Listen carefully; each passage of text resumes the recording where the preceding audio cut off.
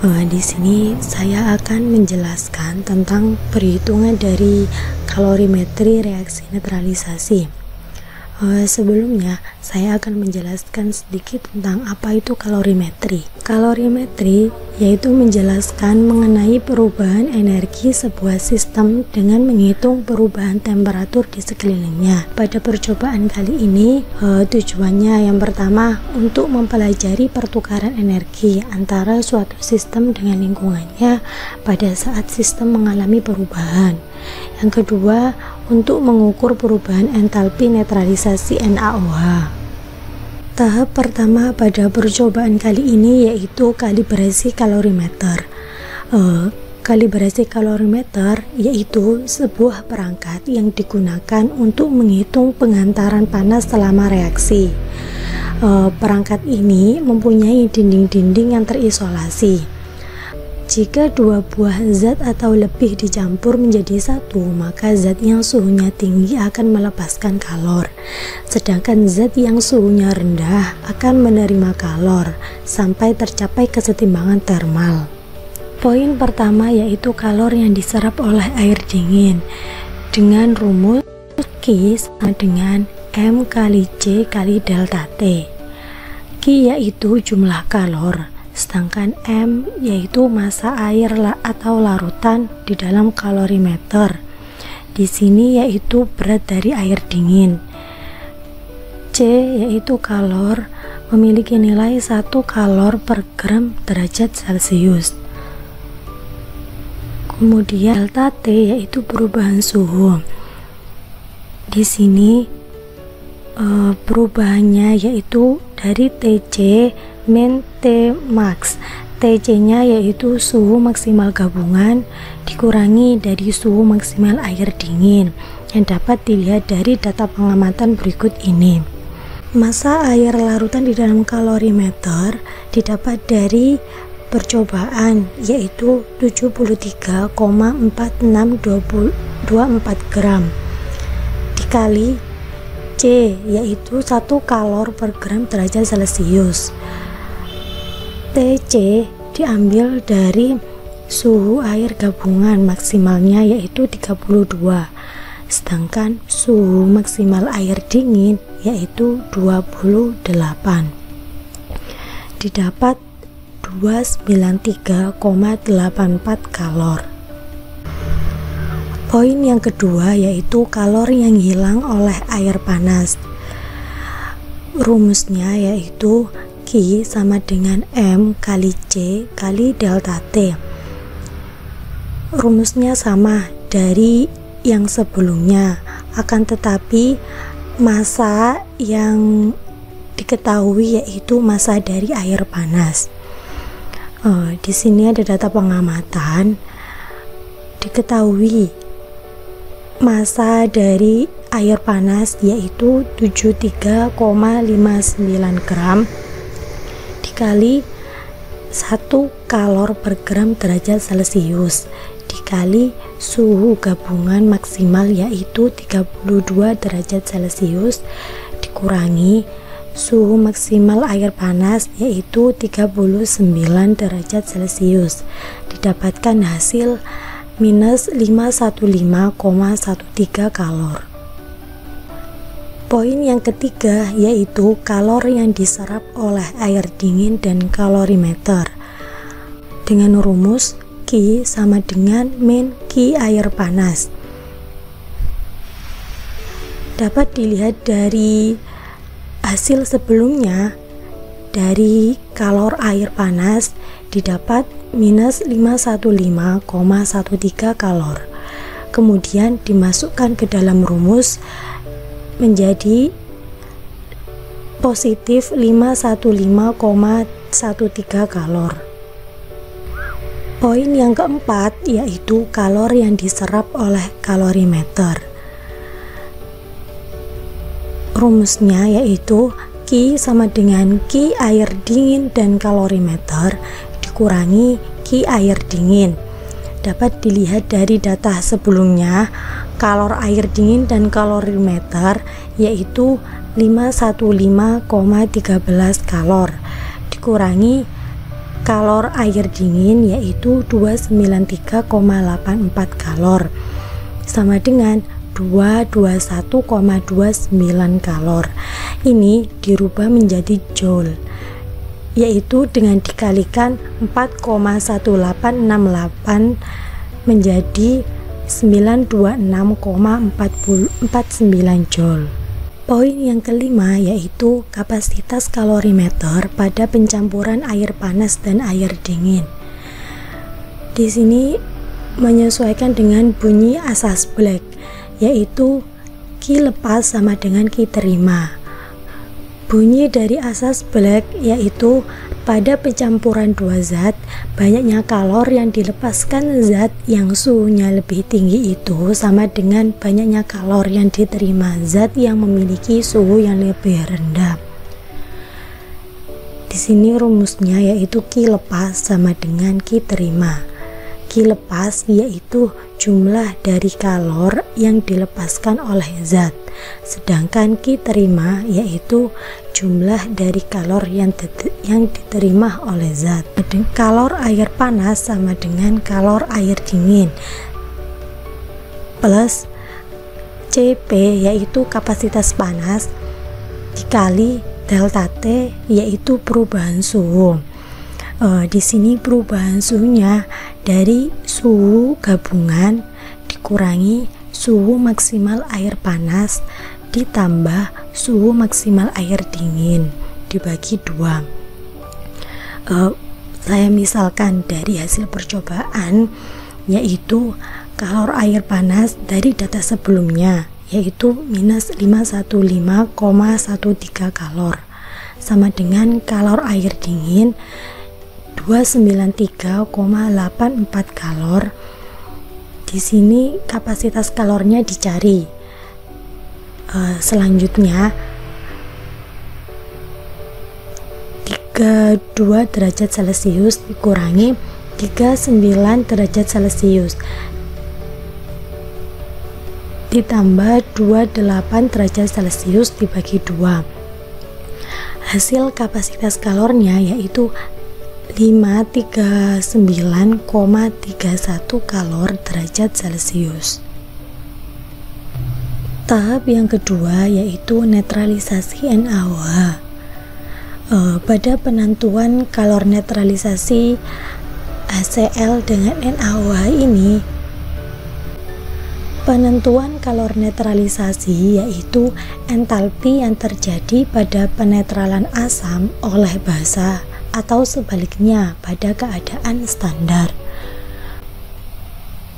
Seperti halnya pada percobaan yang kedua ini, pada pencampuran HCl dan NaOH akan mengalami reaksi eksoterm atau endoterm.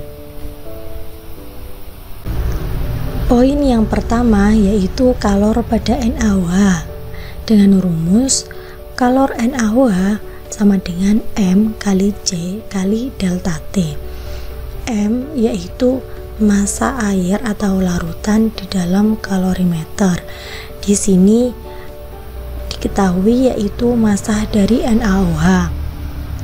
Kemudian C yaitu kalor jenis air atau larutan di dalam kalorimeter dengan nilai 1 kalor per gram derajat Celcius. Kemudian delta T yaitu perubahan suhu. Di sini perubahan suhunya yaitu dari suhu gabungan dari NaOH dan HCl dikurangi suhu maksimal dari NaOH. Massa dari NaOH yaitu 52,13 gram dikali 1 kalor per gram derajat Celcius dikali suhu gabungannya maksimalnya yaitu 38 derajat Celcius, sedangkan suhu maksimal dari NaOH yaitu 34 derajat Celcius. Didapatkan hasil kalor air kalor NaOH yaitu 208,52 kalor. Dari data percobaan didapatkan massa larutan HCl yaitu 50,03 gram. dikali 1 kalor per gram derajat Celcius dikali suhu maksimal air gabungan yaitu 38 derajat Celcius dikurangi suhu maksimal HCl yaitu 28 derajat Celcius. Didapatkan hasil yaitu 500,3 kalor. Selanjutnya yaitu pada poin ketiga, kalor pada larutan. Rumusnya yaitu Q larutan sama dengan W NaOH plus W HCl dikali C kali delta T. W yaitu berat dari larutan NaOH, W HCl yaitu berat dari larutan HCl. Selanjutnya yaitu pada poin ketiga, kalor pada larutan. Rumusnya yaitu Q larutan sama dengan W NaOH plus W HCl dikali C kali delta T. W yaitu berat dari larutan NaOH, W HCl yaitu berat dari larutan HCl. Di sini C diketahui yaitu kalor jenis larutannya 1 kalor per gram derajat Celcius dikali perubahan suhu yaitu suhu gabungan dikurangi suhu paling rendah antara NaOH dan HCl. Dapat dilihat dari data percobaan yaitu didapatkan berat NaOH yaitu 52,13 gram ditambah 50,03 gram dikali 1 dikali C yaitu 1 kalor per gram derajat Celcius dikali suhu air gabungan yaitu 38 derajat Celcius dikurangi 28 derajat Celcius, yaitu dilihat dari suhu paling rendah antara NaOH dan HCl. Didapatkan hasil yaitu 1021,6 kalor. Lanjutan dari kalor pada larutan yaitu Q reaksi sama dengan minus Q larutan. Nilai Q larutan didapat dari hasil sebelumnya yaitu 1021,6 kalor dengan dimasukkan dalam rumus menjadi minus 1021,16 kalor dirubah menjadi joule yaitu dengan dikalikan 4,1868 menjadi minus 4277,23 joule. Poin selanjutnya yaitu kapasitas kalorimeter netralisasi.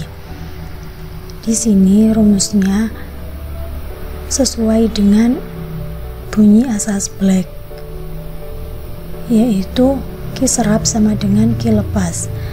Q serapnya sendiri ini dari kalor NaOH ditambah kalor HCl plus kapasitas kalor dikali delta T perubahan suhu sama dengan Q larutan.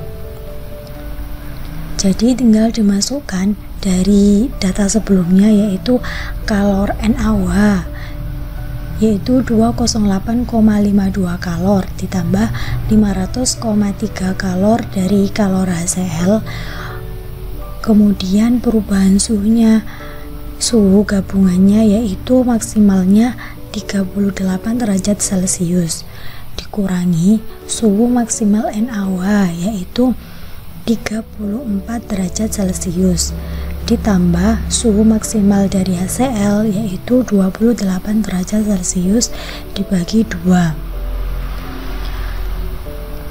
Q larutannya dari data sebelumnya yaitu 1021,6 kalor. Maaf, ini sama dengan bukan minus. Jadi untuk mengetahui kapasitas kalor dengan perhitungan ini didapatkan hasil 44,68 kalor derajat Celcius. Poin selanjutnya yaitu untuk mengetahui nilai percobaan menggunakan rumus kalor penetralan sama dengan Q memiliki reaksi per mol. Nilai Q reaksi didapat dari perhitungan sebelumnya, yaitu minus 1021,16 kalor. Kemudian molnya yaitu diambil dari mol NaOH dengan mol HCl, didapatkan 0,05 molar. Kemudian selanjutnya dimasukkan ke dalam rumus, didapatkan hasil minus 2432 kalor per mol. Di sini apabila nilai entalpi minus, maka reaksi berjalan eksotermis. Sedangkan apabila nilai entalpi positif, maka reaksi berjalan endotermis. Apa sih reaksi eksotermis itu? Yaitu reaksi yang disertai dengan perpindahan kalor dari sistem ke lingkungan. Jadi kalor akan dibebaskan oleh sistem ke lingkungannya,